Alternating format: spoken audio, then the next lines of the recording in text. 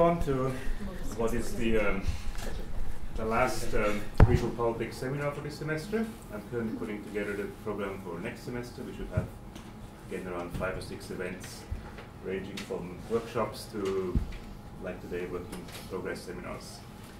Today we have Dr. Constance Duncombe with us, a great privilege. Connie is a research fellow here at UQ. She does fantastic work on recognition theory, foreign policy, and she has a brilliant, very prominent article out in the European Journal of IR on that topic. She has a book under consideration on the topic, and she focuses particularly on Iran-US relationships in that context. But as a kind of a new passion, a more recent passion, Connie works also on issues of popular culture, and particularly on the politics of Twitter. She has an article, recent article out on that in International Affairs, and this is sort of her second big article on the topic that she's presenting with us today. Now, when I send out a couple of announcements on social media, I got a rather big reaction. Everyone wanted to see whether it's recorded today, everyone wanted to see whether it's a draft paper, so there's clearly a lot of interest in the politics of Twitter. And we're happy to have Connie here today. Now, the format is we don't want it to be a too long a session, and we want to have plenty of time for discussion, so the rule is a presentation no more than 30 minutes, less is fine, so that basically everyone can have the chance to come into the discussion and that we have a bit of a dialogical learning experience. And as you can see, we are indeed very popular today. So. Well, so welcome, Connie. We look forward to hearing from you. Thanks very much, Roland, and thank you very much for coming today to hear me talk.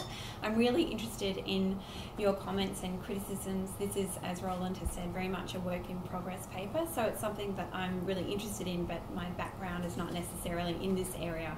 So I'm trying to bridge a lot of different literatures from psychology, neuroscience, IT, digital media, media communication, that kind of thing. So, and I'm very aware that we've got quite a good range of people doing different things, different research in those areas. So any comments would be very welcome.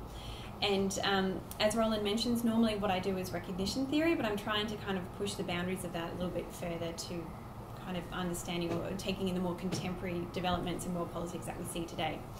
And also just, I'm very interested in the issues of emotions and imagery, and so visual politics is also something I'm very interested in, which is why I'm looking at Twitter today. And don't worry, the way in which I'm going to structure my talk is just to go through the broader kind of sections of the work that I've been doing on this particular paper. So there's going to be a lot of tweets. So hopefully that will liven up some debate. Apologies in advance for the Trump ones, but it's not my fault. So in that sense, what I found really fascinating when people are discussing Twitter, and IR is sometimes a little bit slower to take on board innovations from other disciplines, but that by and large, when discussing Twitter, which is the world's largest microblogging service, it's often dismissed as perpetuating unmoderated or irrational communication, which is characterized by simplistic and overly negative engagement between one actor and others. And yet, what I find really interesting about this is that we can see much more recently how leaders and policymakers are increasingly employing Twitter parallel to formal meetings to reach out to each other directly and publicly to their counterparts. And thus, rather than being subsumed within a very highly structured policy statement, the space restrictions of Twitter really force targeted communication around an issue of interest to a desired audience. And there's also something very important about social media in that it provides insight into patterns of representation about emotional expression, which are in turn central to the signalling of intentions between adversaries, particularly when we're talking about diplomacy. So, and another important component that often is discussed but not really connected to this is that images are key to the spread of emotions online. Photographs, videos, memes embedded in Twitter posts can trigger particularly powerful emotions, which in turn have implications for offline political engagement. And so basically what I'm trying to argue here is that the role of emotion and imagery in popularizing particular Twitter posts, as you can see I love alliteration, which works very well written but not stated, it's a crucial demonstration of how social media can shape political discourse and thereby legitimize political possibilities for change or create heretofore unavailable space for individuals countering status quo politics. I have a second paper that I'm dealing with Trump and the rise of the alt-right that looks at that specifically, so I can answer questions on that today, but that's not the focus of the talk. So another important aspect of this emotion imagery social media nexus is the role of traditional media in continuing the policy identity process. So Twitter is increasingly forming the basis of current news stories, but more significantly, news reports about Twitter reach those who are not users of the site, but who become nevertheless exposed to the emotion imagery social media nexus by virtue of watching TV, reading newspapers and things like that. So that's something that I think really needs to be considered in this. Now, this is my first example, just to illustrate what I mean. Ooh, and I cannot even use PowerPoint. There we go. So earlier this year, the President Donald Trump tweeted, "Big day planned on national security tomorrow, caps, you know. Among other things, we will build the wall." So while this type of statement is a really familiar refrain from Trump in the lead up to the US elections, and particularly through the last 2 years or so of his Twitter engagement, this tweet had a much more powerful effect. So Trump's tweet signalled a significant decline in US-Mexico relations, presaging a break in custom of a formal meeting between presidents following an election. I also want you to keep in mind that I think in August last year, he had a very amicable Twitter relationship with the Mexican president up until January this year. So following this tweet, when Mexican President Enrique Peña Nieto signalled that he was reconsidering his visit to Washington to discuss bilateral security and NAFTA, Trump responded publicly that if Mexico is unwilling to pay for the badly needed wall, then it would be better to cancel the upcoming meeting. So within 2 days, Peña Nieto had actually responded on Twitter in Spanish, which is just, I think I've got it down there, we've informed the White House I won't be attending the work meeting scheduled for Tuesday with POTUS. So the former president, Vicente Fox, was even less circumspect, and that's one example, but he's got hashtag effing wall all over his particular tweets and feed, which is very interesting, that kind of dynamic there. Trump again responded by saying, look, if Mexico is going to take advantage of the US, that's been long enough. We have massive trade deficits and little help on the very weak border. We must change this now. Thus, the heretofore amicable engagement between the US and Mexico had evolved into one of acrimony in a really short space of time, largely due, I would say, to a public social media post implying Mexican immigration to the north was detrimental to US national security. Yet Twitter has also been implicated in incredible moments of transformative diplomacy. And one example of this, I don't have a slide for this, but we can talk about this a bit later on, is Iran-US confrontation earlier in 2016, in January 2016, when 2 US Navy patrol boats wandered into Iranian waters and were detained by military forces and kept on Farsi Island. Now, everyone thought this was going to be a really problematic issue. It's not going to be resolved in any way, shape or form, and definitely not quickly because of previous Iran-US relations. The fact that Iran had previously also fired on a US aircraft carrier and destroyer. And also, when the British went into Iranian waters a few years prior to that, they were kept for over 2 weeks. However, by the next morning, Iran had released all the sailors and they'd gone on their merry way. Now, that came as a great surprise to many. But 2 key people were central to this particular release, and that was former US Secretary of State John Kerry and Iranian Foreign Minister Javad Zarif. And these individuals were central to the release of the sailors. So not only was Twitter used to communicate the positive outcome of the situation, but the ability of Kerry and Zarif to communicate so freely was relatively new, but a really extraordinarily important aspect of the situation that is arguably the result of a relationship built up over time, not only through personal interaction, but also consistent Twitter communication during the P5+1 negotiations between 2013 and 2015. So given the difficulties of high-level diplomatic interaction between Iran and the US, due to the severing of ties in 1980, social media has thus evolved as a significant platform in this context through which diplomats can communicate. So what I'm trying to say here is that how state policymakers represent, or in this case, tweet about their emotions, is key to assessing their credibility when interpersonal contact is not always possible, or people are removing themselves from the situation.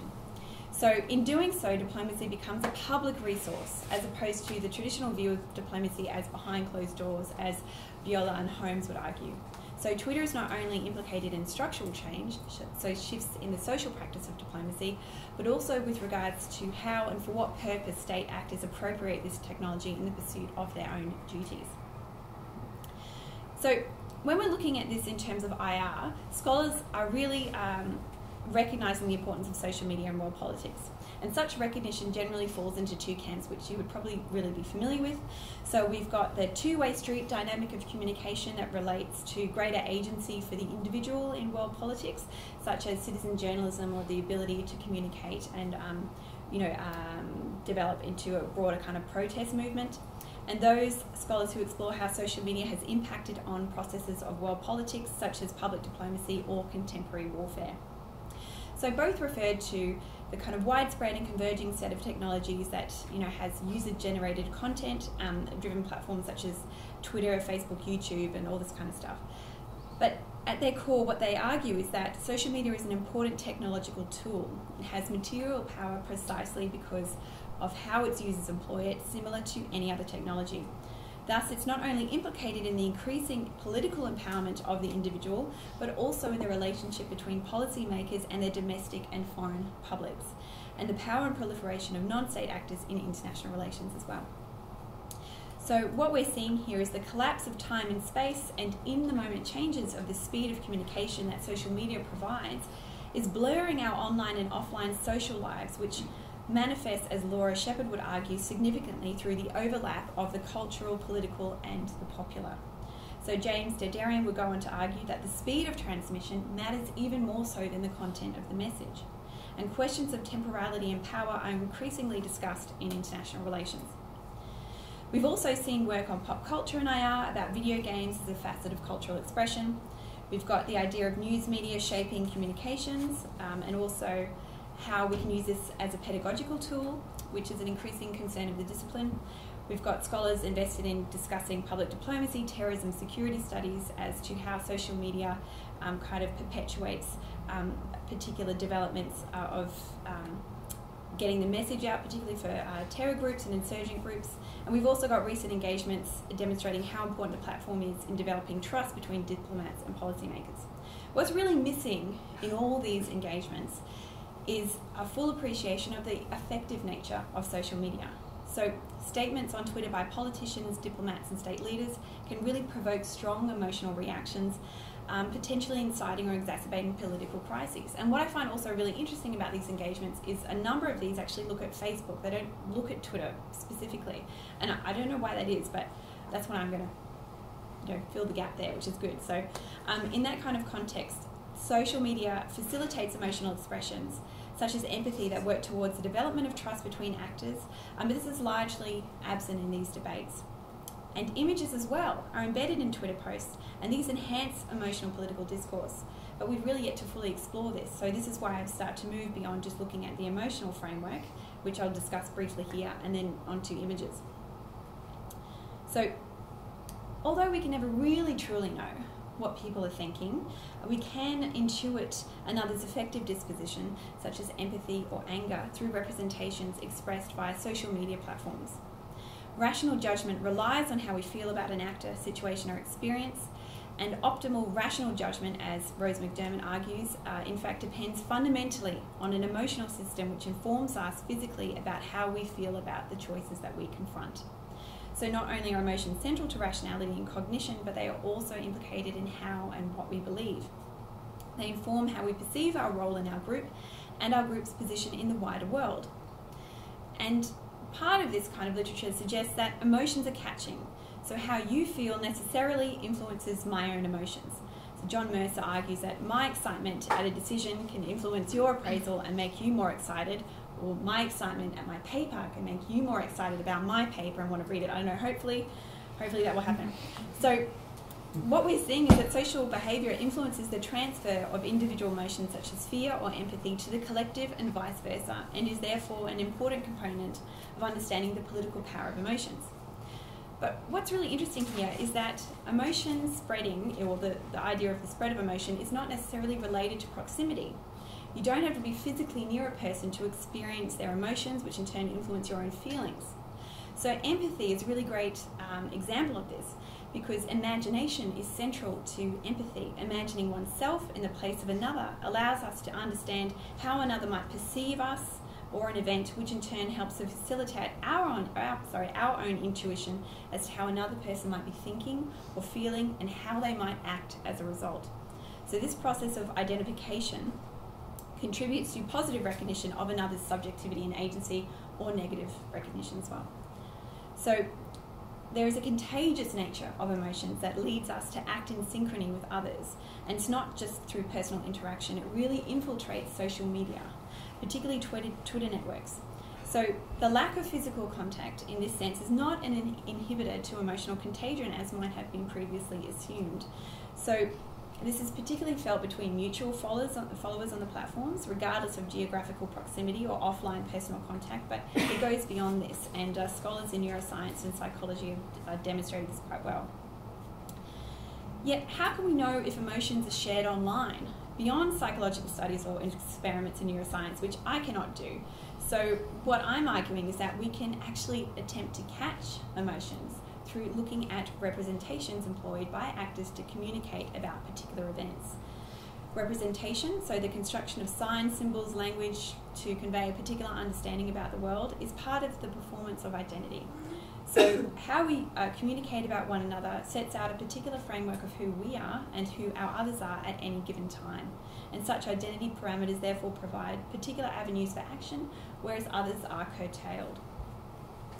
So yes, so in this kind of context, what I'm suggesting here is that imagination of the other as part of empathetic or compassionate engagement situates their experiences and feelings in the context of our own perspective, but this is facilitated through representations we use to know about the other. So Netta Crawford would argue that imagination of the other and our understanding of their situation through a moral lens is accomplished by narratives, stories told about in the history books, around the dinner table, through media and in classrooms, and I would arguably suggest through social media. So we can actually evince how we feel about ourselves and others through this particular type of communication. So consider this brief example of Iran-US engagement over Twitter. So Iranian President Hassan Rouhani's mother passed away mid-March 2 years ago, the eve of the Persian New Year. But this really was concerning, not only obviously that his mother passed away, but it was in the middle of these really significant nuclear negotiations. And this was really seen as, oh look, we've got another obstacle to get through because Rouhani's going to withdraw, and the people who are part of the negotiations will remove themselves, and all this other stuff is going to happen, and this is going to really prevent signing the deal. Yet what we actually saw was that this became a really important moment for Iran-US relations because of a simple gesture of condolence offered by US State Secretary John Kerry to Rouhani. So after Rouhani tweeted, "The death of a mother is the first sorrow wept without her," John Kerry, through the Department of State website, extended the US's deepest condolences, and also when he was visiting with Rouhani's brother, we've got evidence of that, where there's a wonderful picture as well that was very much retweeted. And Rouhani actually recognised this extension of condolence by retweeting that tweet. Now that doesn't sound like a lot, but in the context of these negotiations and previous history, this was a really big moment. So what this shows is that communication in this platform allows for public expressions of effective dispositions, which are vital elements of developing trust between states that help to facilitate positive diplomatic outcomes such as this. The other side of this is when we see an example of state leaders trolling each other. So we have Greek Prime Minister Alexis Tsipras and Turkish Prime Minister, apologies in advance, Davutoglu, in November 2015 during the EU-Turkey Refugee Summit. So Tsipras used Twitter specifically to criticise Turkey's continued violation of Greek airspace and its perceived unwillingness to help thousands of refugees crossing the Aegean Sea every day. So he did this series of tweets that were obviously deleted, but they were kept up in his Greek handle, where he's kind of like having a go at the Turkish Prime Minister. And the fact that he took time to publicly troll this leader in the middle of these negotiations was something that was highly unusual. However, what we began to see as well is that Cyprus used Twitter to criticise Turkish actions through representations of the state as unpredictable and volatile. So he's tapping into broader representations that exist already. But Davutoglu resisted this recognition of Turkish identity and instead represented Turkey as a good Euro-Muslim actor, laying claim to common regional interests. So in doing so, this particular tweet avoided escalating tension into conflict between Greece and Turkey. So that's just an example of one tweet, but he had another one. So while we can't really discount the fact that these leaders met during this trolling episode, and they obviously met during the summit, what we can actually see is that they're increasingly employing Twitter parallel to these formal meetings to really publicly have a go at their counterparts. And there's emotional frameworks attached to that that are kind of imbued within these representational dynamics. This is really important and under-examined. Another element that is under-examined,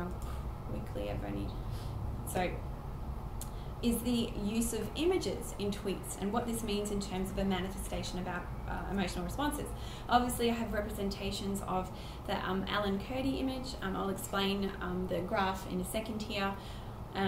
But these are images that, apart from the actual photograph of the little boy, that went kind of viral, very iconic representations of the child. So there's a lot of work in the visual term, particularly in IR, so that understands that images can trigger expressions, emotional expressions, such as moral outrage following the publication of the Abu Ghraib torture photographs. They can help us to understand another's suffering through visual representation as causes of pain. They provide a visual performance of identity that becomes securitized when threatened. The mediatization of disaster, as Emma Hutchison does fantastic work on, can foster a feeling of solidarity with victims of such events, influencing how the spectator is mobilized to alleviate suffering. Simone Moulin-Fries also shows that images shared on Twitter and Facebook and YouTube are central to contemporary warfare, such as the Islamic State's campaign against the West. And another important aspect of this is not just in terms of kind of social identities, but these relationships on platforms such as Twitter are fundamentally communicated through images. Hundreds of thousands of images are uploaded to these sites every minute, and Twitter posts embedded with images are much more likely to be retweeted by other users. So there's a sense that there needs to be an image connected to a tweet in order to get other people to look at it. But what we're seeing here is the examination of the emotional aspect of such social media use for both composer and viewer. It's kind of unexamined in IR in this sense. So, and one really powerful example of this in terms of motivating online and offline action through the use of images in tweets or Facebook posts was the immolation of Tunisian street vendor Mohamed Bouazizi in 2010. Now, I don't have images of that, but these were widely disseminated across Tunisia and neighbouring states, prompting collective emotional responses of anger, outrage and disgust that was believed to have triggered mass protests in Tunisia and elsewhere across the Middle East. But these also connected with a larger underlying disquiet and resentment of the existing and unjust power relations that entrench political marginalisation and poverty in that region. So the immolation, or the images of the immolation of Bouazizi, are emotionally arousing not only because of the horrific suffering that the images provoke, but also because of a culturally effective framework of martyrdom that comes out of that. So there's kind of this dual framework here as well, because the iconography of self-immolation, particularly in the Western context, has visual roots in the image of Thich Van Doc, who set himself on fire in the streets of Saigon to protest political oppression of Buddhists during that time and the Vietnam War. So even though the intentions behind Bouazizi's decision to set himself alight can really only be inferred, the political and social reading of his self-immolation is imbued with the individual's struggle or perception of struggle against poverty, unemployment, and oppression by authority. So what I'm saying here is there's a direct link made between meaning and effect of this particular image, and also the protest by Doc in '63, which triggered a number of similar acts in Vietnam, the United States, and Europe through the 70s. But we still just focus on that one of the protests in Saigon. So with regards to Alan Kurdi, a University of Sheffield, it's not very easy to see that, study recently showed that the social media sharing of his image, particularly on Twitter, There were rates of 53,000 tweets an hour that had or talked about his image, and the discourse around the flow of people from the Middle East and Mediterranean shifted from discussions about migrants and refugees to just discussing refugees, and this was a huge impact that they're showing there, so you can see the kind of rise and the types of people who are talking about it. So images on social media are powerful not only because of the emotions they evoke, but also because they're made understandable through the discursive framing of how or why particular events are occurring. So the political constitution of the image on Twitter is therefore intertwined with the intertext of a wider discourse about the subject or event at stake. So the text provide the meaning of the image, so I'm using Lenny Hansen here. So the Twitter statement, news articles or policy statements help to constitute a particular discursive reading of an image that attributes meaning to it beyond the immediate Twitter post. So this is why it's easy to dismiss Twitter, because you see Trump's tweets that are very colourful and problematic as just kind of rantings, but we actually see they become kind of intertwined in wider discourse surrounding particular events. Particularly when we're looking at traditional news media, who are far more likely to tweet personal opinions, or journalists are, about events than remaining constricted by the conventional practices of impartiality, as is normally the case with mainstream news reporting. So what I'm saying here is that people who are traditionally constrained by their practices, once they get on Twitter, they're far more likely to have a particular opinion as well. So there's this very interesting dynamic occurring here.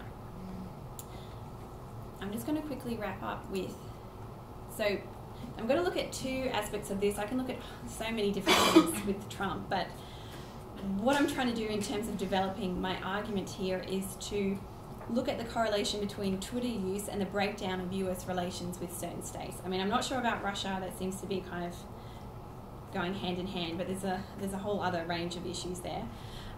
But how tweets become implicated in the policy-making process, or at least the breakdown.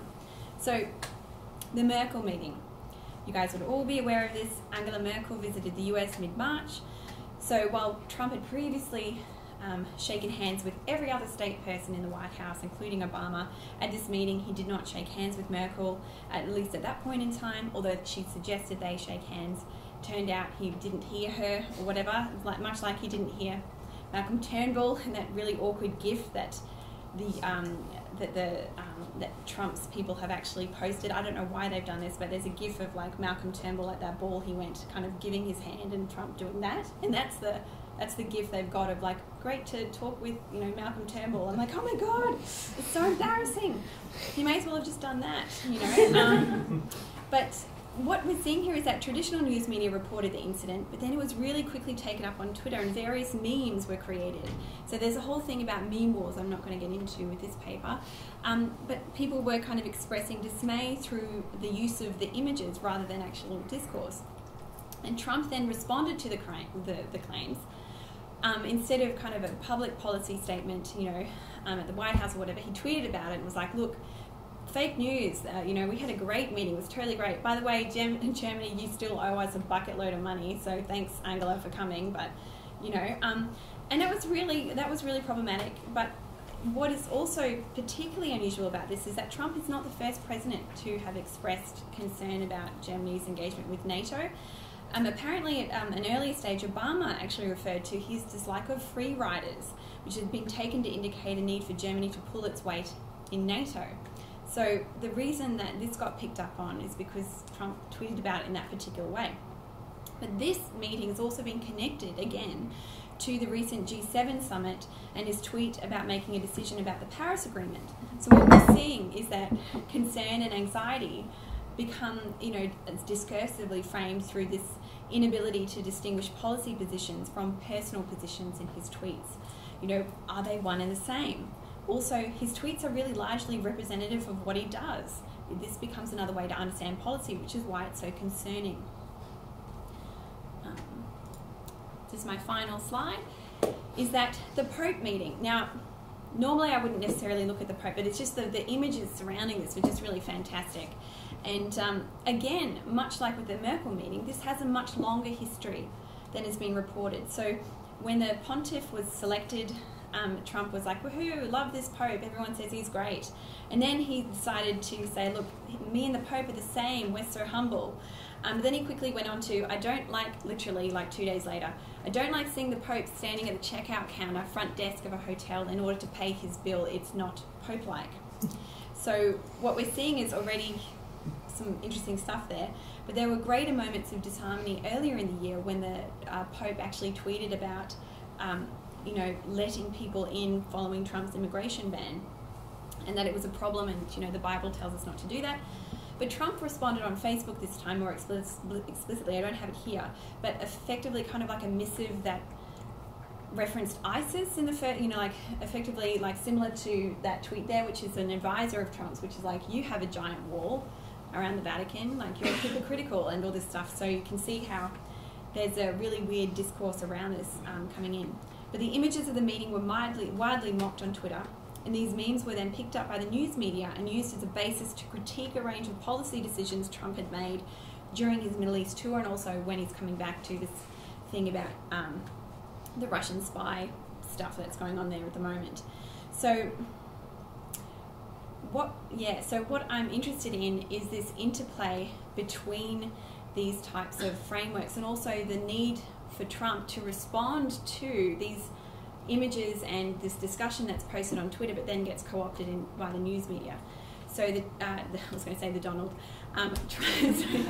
Trump didn't necessarily have to respond to this, but he did with the picture of the Pope there. But this flies in the face of a whole range of other images that have been posted, but also images, I think, of Justin Trudeau recently, where the Pope's standing behind him and the Pope is also not smiling. So there's a particular framework that's happening there. But so I'm not really sure what this is, but what I think is happening is a broader, complex constellation of things that are making suggest that Twitter is actually much more powerful than we might presume, and it's really important to not dismiss tweets offhand as being not politically powerful. So any comments or questions would be very welcome.